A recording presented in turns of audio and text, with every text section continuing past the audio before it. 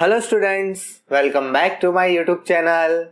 मैं एलिश मादानी आज आपको यूनिट टेस्ट 4 मींस एकम कसौटी आपके जो स्कूल में होती है उसका पेपर सॉल्यूशन आज मैं आपको कराने वाला हूं।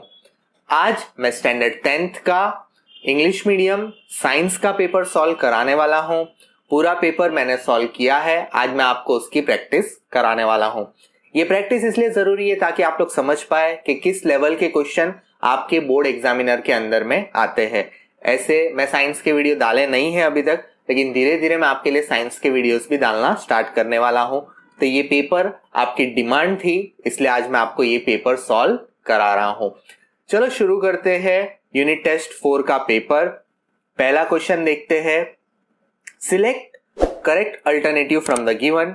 Adding acid base and salt adding acid base solution in the test tube result into temperature of solution increase, temperature of solution decrease, temperature of solution remains the same या formation of salt is same। options है only one is correct, first and second both are correct, first and third both are correct या first and fourth both are correct। तो आपको जैसे पता होगा ये chapter acid और बेस में सर पूछा गया है और इसका आंसर आएगा ऑप्शन डी। बिकॉज क्यों ऑप्शन डी आएगा? क्योंकि एसिड बेस और सॉल्ट का अगर रिएक्शन होता है तो वो सॉल्ट बनाता है, प्लस इट्स एन एक्सोथर्मिक, इसलिए टेम्परेचर को भी राइज करता है। तो option D is the correct answer. Doctor advise to take a patient insulin injection, तो उसका क्या आंसर आएगा? तो देखो, इंसुलिन का इंजेक्शन कब लेने में आता है? जब किसी का डायबिटीज ज्यादा हो जाता है। तो he was detected high sugar level, अगर हाई शुगर लेवल होता है तब इंसुलिन का इंजेक्शन लेना पड़ता है। Draw figure showing the path of the light entering from air to water, मतलब rare medium to denser medium. तो देखो यहां पर साइड पर मेरा जो पाम है आपको दिख रहा होगा मैं स्क्रीन पर, तो वो डायग्राम आपको बनाना पड़ेगा। इंसिडेंट रे जैसे वो वाटर के मीडियम में गई टूवर्ड्स द नॉर्मल जाने लग गई। क्यों? बिकॉज वो डेंसर मीडियम में गई थी। ये लाइट एंड रिफ्लेक्शन में से क्वेश्चन पूछा गया है, तो आपको ये डायग्राम बनाना पड़ेगा। नेक्स्ट चलते हैं। What will be the effect of if all the greenery on the earth gate extinct? क्या इफेक्ट होगा कि अगर ग्रीनरी मतलब जो ग्रीन चीजें हैं, जो ट्रीज है वगैरह, वो खलास हो जाएंगे तो क्या इफेक्ट होगा? तो मेरे हिसाब से मैंने 3 इफेक्ट लिखी है, एक ही मार्क्स का है, आप 1 या 2 लिखोगे बहुत इनफ है। कि अगर सपोज ट्री नहीं रहेंगे तो फॉरेस्ट ड्राई होने लगेंगे, प्लस लीड्स टू ड्रॉट की कंडीशन आ सकती है, सूखापन आ सकता है। हमारा जो वाटर साइकिल है वो इफेक्ट हो जाएगा, और अगर वाटर साइकिल इफेक्ट होता है तो मरीन लाइफ जो होती है, जो पानी में रहने वाले जीव होते हैं, लाइफ होती है, लाइव्स होती है, उसको इफेक्ट होगा। तो ये मैंने मेरे हिसाब से लिखा। ये थोड़ा टेक्निकल बेस था, एप्लीकेशन बेस था, आपको भी अपने वे में लिखना पड़ेगा, मतलब बोर्ड में भी ऐसे क्वेश्चन आ जाते हैं। चलिए सेक्शन बी पर चलते हैं। सेक्शन बी आपका 8 मार्क्स का है। उसमें पहले आपको दिया है कॉन्वेक्स लेंस और कॉन्केव लेंस। तो देखो दोनों के आपको क्या पूछे थे? डिफरेंस पूछे थे। यहाँ पर 4 डिफरेंस इसलिए लिखे हैं बिकॉज कितनी बार एग्जामिनर हाफ मार्क्स देते हैं हर डिफरेंस को। तो जैसे कि आप देख सकते हो, it is thick at the centre and thin at the edges. आप लोग सब लोग ने देखा होगा कॉन्केव एज ऐसी होती है, ये शेप में होती है, ठीक है। तो वो क्या होती है? थिक होती है, मोटी होती है सेंटर पर, और पतली होती है थिन, मतलब एजेस पर, कॉर्नर पर। लेकिन उसका अपोजिट होता है कॉन्केव। कॉन्केव में क्या होता है? थिन एट द सेंटर, देखो ऐसा होता है, thin at the centre but पतली होती है, मोटी होती है एज पर। It converges a parallel ray on the incidents. ये कैसी होती है? उसकी रेस कैसी होती है? पैरेलल होती है। इसकी कैसी होती है? डाइवर्जेंट होती है, दूर जाती है, डाइवर्जेंट होती है। It forms real and the virtual image of an object depending upon the position. It's always form virtual image. ये आपने देखा होगा कि अगर आप कॉन्वेक्स लेंस यूज करते हो तो उसमें 2 कंडीशन है, या तो रियल आएगी या तो वर्चुअल इमेज बनेगी। लेकिन अगर आप कॉन्केव लेंस का यूज करते हो तो सिर्फ कौन सी इमेज बनेगी? वर्चुअल इमेज बनेगी। The virtual image obtain with always enlarge.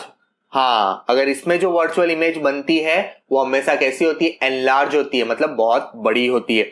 लेकिन जो कॉन्केव लेंस में वर्चुअल इमेज बनती है वो हमेशा कैसी होती है? डिमिनिश्ड मतलब बहुत छोटी होती है। आपको अगर ये डायग्राम्स पढ़ाए गए होंगे तो डायग्राम से आप लोग को पता चल जाएगा। डोंट वरी, नहीं पढ़ाया है तो मैं धीरे धीरे साइंस के वीडियोस मेरी चैनल पर लाने वाला हूँ। चलिए नेक्स्ट पर चलते हैं। Give a scientific reason curds and a citrus food should not be stored in the copper of a brass vessel. What is neutralization? Explain with the example. तो देखो जो कॉपर और कर्ड एंड सिट्रस या तो सोर वाला मतलब नमक वाले जो फूड्स होते हैं उसको हम लोग को कॉपर या ब्रास में स्टोर नहीं करना चाहिए। क्यों नहीं करना चाहिए? बिकॉज ऐसे जो फूड होते हैं ना वो एसिड कंटेन करते हैं और वो कॉपर वेसल के साथ जल्दी रिएक्ट कर जाएंगे बिकॉज कॉपर की रिएक्टिविटी के ऊपर है। दूसरा, और वो क्या करेंगे, टॉक्सिक मतलब पॉइजनस सब्सटेंस बनाएंगे which is harmful to our body. हमारे बॉडी के लिए क्या है, हार्मफुल है, इसलिए हमें कॉपर और ब्रास के वेसल में स्टोर नहीं करना चाहिए। अब न्यूट्रलाइजेशन रिएक्शन किसको बोलते हैं? तो वो आपको एमसीक्यू में हिंट दे दी। न्यूट्रलाइजेशन मतलब जहां पर एसिड और बेस का रिएक्शन होगा और सॉल्ट और वाटर बनेगा, इसको हम लोग क्या बोलेंगे, न्यूट्रलाइजेशन रिएक्शन। देखो आपके नीचे मैंने 2 एग्जांपल लिखे हुए हैं। NaOH प्लस HCl, उसका रिएक्शन हुआ NaCl बना है plus water. KOH plus H2SO4, उसका रिएक्शन हुआ K2SO4 प्लस 2H2O। बैलेंसिंग एक बार जरूर चेक कर लेना इसकी, ठीक है। आई होप बैलेंसिंग आपको आती हो। डोंट वरी, नहीं आता है तो फिर भी मैं आपको मेरी चैनल पर जल्दी सब सिखा दूंगा। चलिए नेक्स्ट पर चलते हैं। Question number 7, What do you understand by the corrosion? Write 2 method of reducing corrosion. Corrosion मतलब जंग लगना, ठीक है। तो कब कोई भी मेटल को, अब ये मेटल्स और नॉन मेटल में से, तो कोई भी मेटल को जंग कब लगता है, जब वो एसिड या मॉइस्चर ओपन के कांटेक्ट में आता है तब उसको क्या लगता है, कोरोजन लगता है। अब कोरोजन को रिड्यूस कैसे कर सकते हैं? कोई भी आयरन की चीज होती है तो उसको हम लोग क्या करते हैं, तो पेंटिंग लगवाते हैं, पेंट लगवाते हैं, ऑयलिंग करवाते हैं, ग्रीसिंग करवाते हैं, एनोडाइजिंग, मेकिंग। मैंने बहुत सारी लिखी है, वो लोग ने सिर्फ 2 पूछी है, तो आप कोई भी 2 इसमें से समझा सकते हो। नेक्स्ट पर चलते हैं क्वेश्चन नंबर 8 पर। ओहम्स लॉ सबको पता है, ओहम्स लॉ और उसका एसआई यूनिट। मैं पूरा लॉ नहीं पढ़ूंगा, आपको शॉर्ट पे बता दूंगा कि जो पोटेंशियल डिफरेंस होता है वो डायरेक्टली प्रोपोर्शनल होता है करंट के साथ। मतलब जैसे वोल्टेज बढ़ेगा वैसे करंट बढ़ेगा, लेकिन उसको कांस्टेंट मतलब उसके लिए हम लोग क्या लेते हैं, रेजिस्टेंस लेते हैं। रेजिस्टेंस आर बोलने में आता है और उसका जो रेजिस्टेंस होता है, उसका जो एसआई यूनिट होता है वो क्या होता है, ohms, which is represented by the Greek letter omega. ठीक है, सिंपल में याद रखो, वोल्टेज बढ़ा करंट बढ़ेगा, इसलिए हम लोग उसको ओहम्स ने क्या लिया है, रेजिस्टेंस लिया है। लेकिन इसकी और एक कंडीशन है कि टेम्परेचर और फिजिकल कंडीशन सेम रहनी चाहिए। अब फिजिकल कंडीशन टेम्परेचर क्या है कि आपका जो कोई मटेरियल का टेम्परेचर कांस्टेंट रहना चाहिए, और दूसरा फिजिकल मतलब लेंथ ब्रेथ वो सब जो होता है ना, वो सब फिजिकल कंडीशन भी क्या रहनी चाहिए, सेम रहनी चाहिए। नेक्स्ट चलते हैं, सेक्शन सी आ जाता है, इलेक्ट्रोलाइटिंग रिफाइनिंग ऑफ कॉपर। बहुत ही बार एग्जाम में भी पूछा जाता है, बोर्ड में खास पूछा जाती है मेथड को। काफी इजी मेथड है, शॉर्ट में बता दूं, एक कैथोड लेने का, एक एनोड लेने का। आपके स्क्रीन पर डायग्राम है। कैथोड नेगेटिव चार्ज कंसिस्ट करेगा, एनोड पॉजिटिव चार्ज कंसिस्ट करेगा। एनोड इम्प्योर होगा, कैथोड प्योर स्ट्रिप होगी। अब क्या होगा, और ये जो सॉल्यूशन होगा वो कॉपर सल्फाइड का सॉल्यूशन होगा। जैसे हम लोग इलेक्ट्रिक करंट पास करेंगे, एनोड पे जो भी मेटल डिपॉजिटेड होगा वो डिसॉल्व हो जाएगा उस सॉल्यूशन के अंदर। डिसॉल्व होने के बाद उसमें से जो भी कॉपर होगा वो जाकर क्या करेगा, कॉपर पॉजिटिव चार्ज होगा 2+, तो वो नेगेटिव चार्ज के पास जाकर अटैच हो जाएगा, मतलब कैथोड पे प्योर कॉपर पे अटैच हो जाएगा, एक्सट्रीम स्ट्रिप, इसलिए वहां पर लिखा है प्योर कॉपर। और जो बाकी इंप्यूरिटीज है वो नीचे बच जाएगी, जिसको हम लोग क्या बोलेंगे, एनोडिक मड बोलेंगे। ये मैंने आपको काफी शॉर्ट में समझाया है, डिटेल में आपको बाद में लूंगा। अभी तो मेन पर्पज है आपका ये पेपर सॉल्यूशन। तो पेपर सॉल्यूशन में आई थिंक आपको समझ में आ गया ये इलेक्ट्रो रिफाइनिंग ऑफ कॉपर। काफी अच्छे से एक बार देख लेना, बहुत बार एग्जाम में पूछा गया है। नेक्स्ट चलते हैं, नेक्स्ट है derivation, derive the law of resistance in the series so as to explain the equivalent resistance in the circuit.